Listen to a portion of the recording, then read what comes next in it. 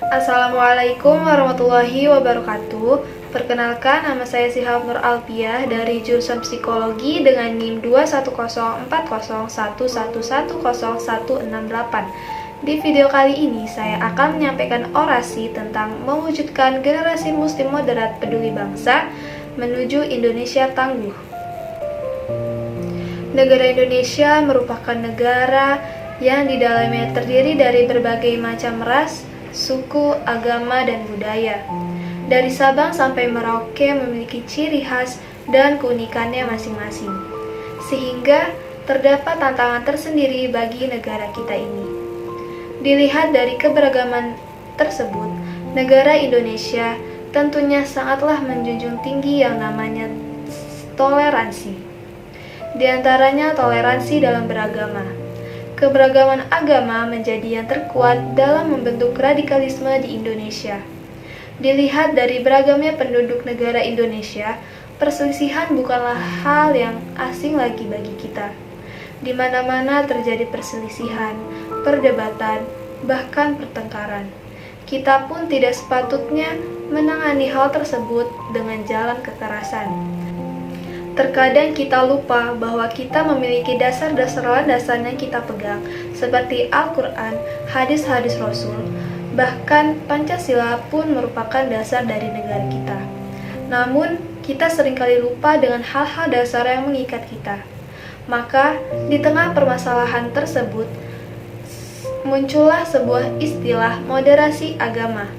Karena itulah, sudah sepatutnya kita para generasi emas bangsa mengambil peran demi mewujudkan generasi muslim moderat peduli bangsa. Moderat berarti mengedepankan keseimbangan dalam hal keyakinan, moral, dan watak, serta memperlakukan orang lain sebagai individu. Moderasi beragama yakni memahami dan mengamalkan ajaran agama dengan tidak ekstrim atau tidak berlebihan. Moderasi sendiri merupakan sikap dan pandangan yang tidak berlebihan. Moderasi ini merupakan jalan tengah dari keberagaman agama di Indonesia. Moderat yang berarti mengedepankan sikap toleran dalam perbedaan. Jadi, sudah sangat jelas bahwa moderasi agama sangat erat terkait dengan menjaga kebersamaan.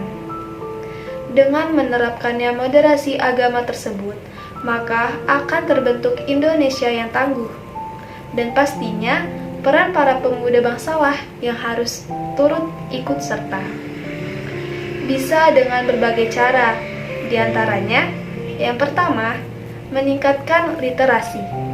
Kemampuan literasi membaca terkait dengan kemampuan memahami teks, bacaan dengan analitis, kritis, dan reflektif. Karena hal ini berguna besar dalam kehidupan sehari-hari sehingga kita dapat menjalankan kehidupan yang lebih baik. Terlebih lagi di masa yang serba modern seperti sekarang ini, ditandai dengan persaingan yang ketat dan pergerakan yang cepat. Kompetensi individu sangatlah diperlukan, bisa dimulai dari motivasi yang besar, sehingga akan memberikan dampak yang besar pula. Yang kedua, yaitu mengembangkan pemikiran kritis para generasi bangsa. Karena dengan pemikiran kritis, kita dapat menemukan solusi yang bisa diterapkan untuk memecahkan masalah yang ada di negara kita ini. Bersikap kritis bukan berarti hanya melihat permasalahan yang ada, melainkan juga mampu melihat solusi yang realis untuk bangsa ini. Dengan berpikir keras, kita dapat mengetahui kemampuan diri sendiri. Ketika menganalisis sebuah permasalahan secara kritis, kita akan menemukan informasi baru yang sebelumnya tidak kita ketahui.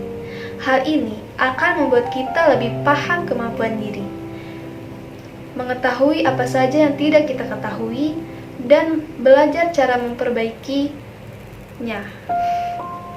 Jika kita sudah mengetahui kemampuan diri sendiri dan tetap objektif dalam melihat sesuatu, maka akan lebih mudah bagi kita untuk menerima informasi baru. Dengan begitu, kita bisa lebih open-minded dalam menerima informasi baru atau argumen yang disampaikan oleh orang lain. Dengan meningkatnya kemampuan berpikir kritis, secara tidak langsung kita juga meningkatkan kemampuan komunikasi kita, lebih spesifiknya kemampuan dalam mengomunikasikan sebuah ide secara sistematis dan informatif.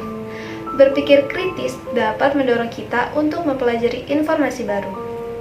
Yang ketiga yaitu bisa dengan memperdalam pelajaran tentang agama Islam sejak usia dini.